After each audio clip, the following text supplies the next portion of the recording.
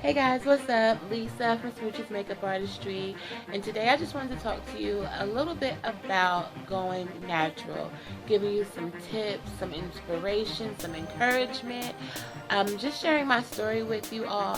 And to go natural was really something that I took a year and a half to decide to do. I did a lot of research. I did a lot of YouTubing, looking, trying to see who else was out there.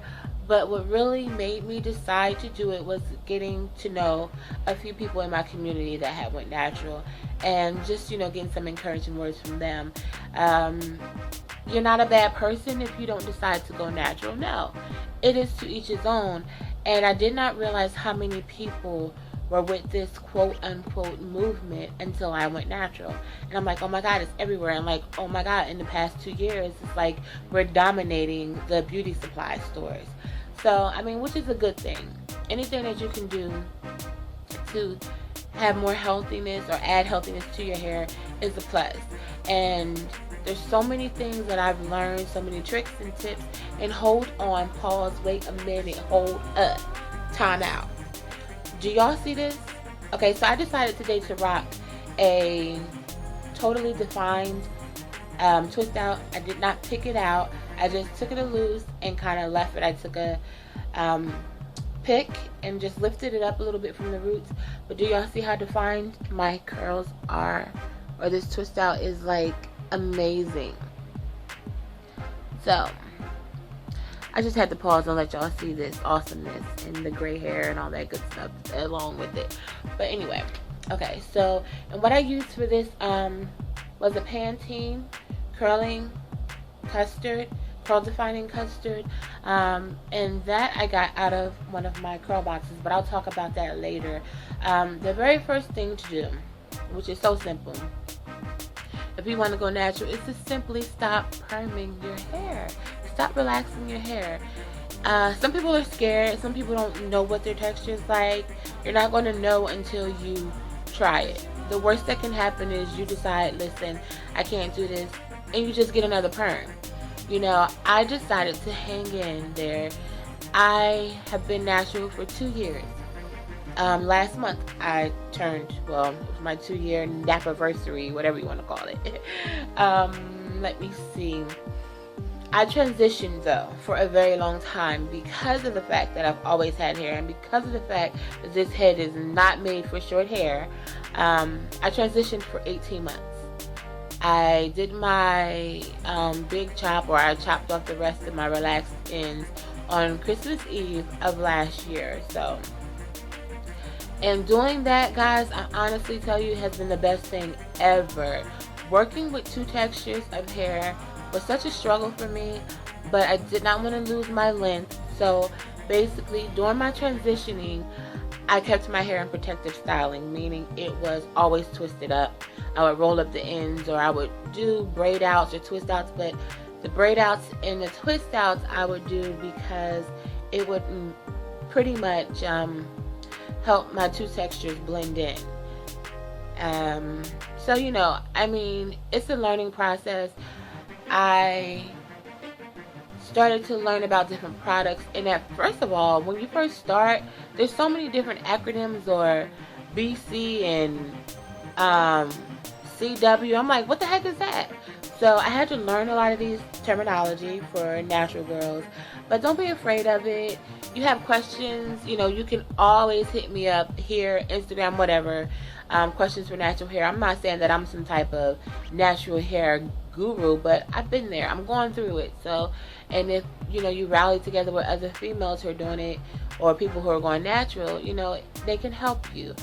There are days when I feel like, what the heck was I thinking when I look at my hair? And I'm just like, I get frustrated. But then there's always a time when if I'm not liking how my hair looks or turned out, spritz some water on it, twist this bad boy up, and I'm good to go. Natural hair is so versatile. You can do whatever you want with it. Now, let me just tell you real quick on, give you an idea of what you can do. If you plan on transitioning, I'm not going to say big chop because I really can't speak on the big chop thing, but if you want to transition, first thing you do is stop getting your hair relaxed. Okay, then you want to start to, once it's starting to grow out, you're going to notice the two different textures. You want to always, you know, keep it moisturized. You want to deep condition at least once a week. I have a lot of, if you look at one of my other videos, I'll put the link to the bottom, some of the products that helped me transition, softened up my texture, because at first I was like, whoa, like whose head is this? Like seriously, my hair was scary. And honestly, I don't even, now I don't have to do anything to it. Wet it, twist it, like there's nothing. I don't feel like, oh my god, I need to straighten it. I'm satisfied with the texture. And as you can see, I don't know what type of number this would be, or hair type. I don't really go by that. My hair type is type Lisa, pretty much.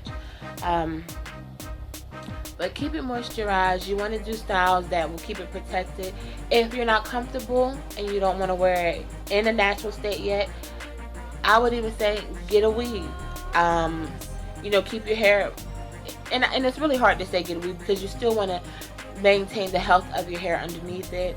But maybe a cap or wear a wig or something like that, because you do want to take care and nurture your hair while you're covering it up or while it's in a protective style. I'm gonna give you some tips on products that are essential and necessary to every girl who is going curly. And these things I honestly cannot live without. My number one jewel and number one must-have product for natural hair is raw, unrefined, extra virgin coconut oil. Yo, my hair is so in love with this stuff.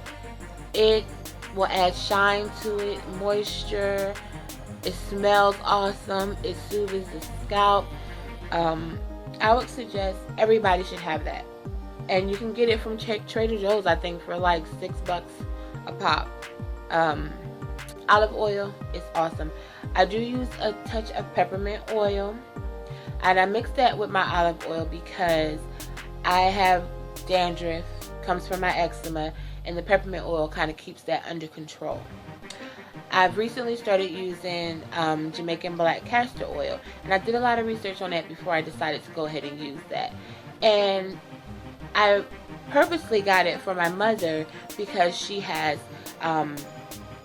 lost a lot of her edges. I've never had a problem with my edges, mainly because I've always had like a big tender head, and I hated pulling my hair back. I never really wore weave. I think I did for prom.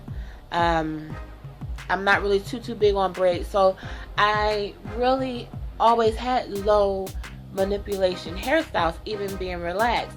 So my edges are intact, but you know, it does stimulate hair growth. My mother's edges are coming back. We've only been using it for about a month.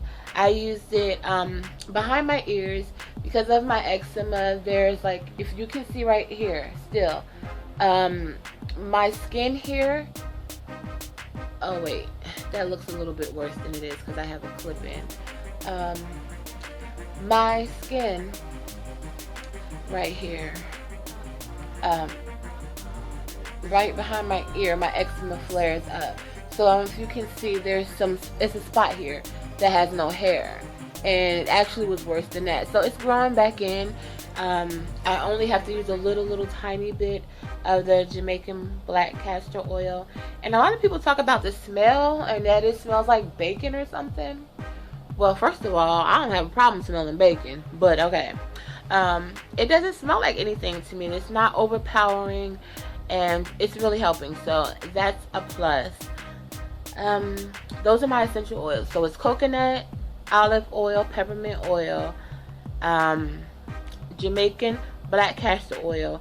I also use argan oil from time to time. My leave-in conditioner is the Cantu Shea Butter. That is awesome leave-in. I also have started using Cream of Nature 7-in-1 spray, leave-in spray. That stuff is like beautiful. You want to find a conditioner, a leave-in, a conditioner and a leave-in that has a lot of slippage. And what slippage meaning, it's easy to just finger detangle your hair. You don't have to like fight with it. It's like real slippery, and that's what you want. So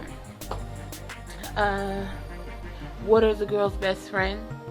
Natural girl's best friend. Always have water with you. spraying your hair with the water can help a lot. But yeah, it's going to be a process. It's going to be a journey. It's going to be days when you just throw your cap on. I would suggest, if you're, I don't want to say brave enough, but if you're able to, or you're comfortable with doing the big chop from the jump, I would say go with it, because I felt so much freer once my hair was 100% natural. And the transition, it took so long for me. I'm like, I'm gonna wait till 2 years, and I'm like, no, I can't. So I went ahead and did it, like I said, Christmas Eve, and it's like no turning back. I can never even see myself going back to getting perms. I would say stay strong, stay encouraged. So guys, again, stay encouraged. Like I was saying, there's so many products out there that can help you on this journey. There's so many people out here who are taking the journey with you. So don't hesitate to go ahead and reach out to them. Your hair is not going to be just like mine. My hair is not like my hair idols, you know. We all see someone and we're like, oh, I want my hair to look like that, or oh, that's really nice. You know, you just have to work with what you have and find products that your hair is going to love, it's going to appreciate, and it's going to give you your best hair. If you feel like your hair just is not good enough and you're not satisfied with it, you know, to each his own. But if you're thinking about going ahead and going natural, it can be the best decision you have ever made. I kid you not. It's still kind of new for me as far as wearing my hair out and twist outs. Normally, I am always in protective styling. There are times when I alternate. I will be in a protective style for a week, and then I take the twist out and I let it go for a few days, which is what I'm doing now. But I have a goal, so I'm going to keep it protected for a while. And I also don't apply heat to my hair. So that's one big thing to stimulate hair growth also, and to avoid heat damage. You know, you can be natural. If you want to be a natural and just not have perms, but you want to have a blowout, you want to get pressed, then that's up to you as well.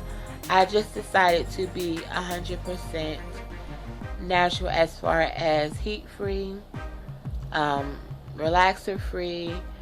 Try to be as chemically or harmful chemicals free as I can be.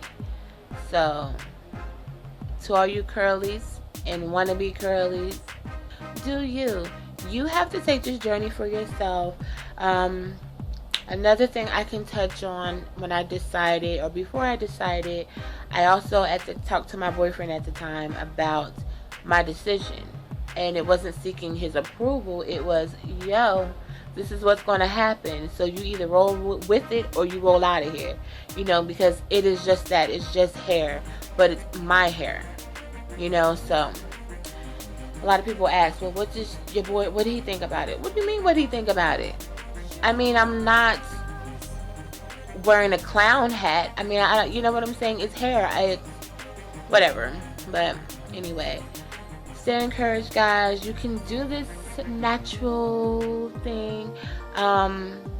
Check out, who can I shout out here? Because I have a lot of idols, and I really don't want to say too many names and then I'm missing some people. But if I do miss some of my favorites, I will post them at the bottom. But Mahogany Knots is one of my favorite hair people. Like, she is hilarious, and she has beautiful hair, and her journey is very inspiring. Oh shoot, I knew I shouldn't to name any, but she's one of my top people. What can I say? There's so many. I'm going to just put them down below to encourage you and to help you. Check them out.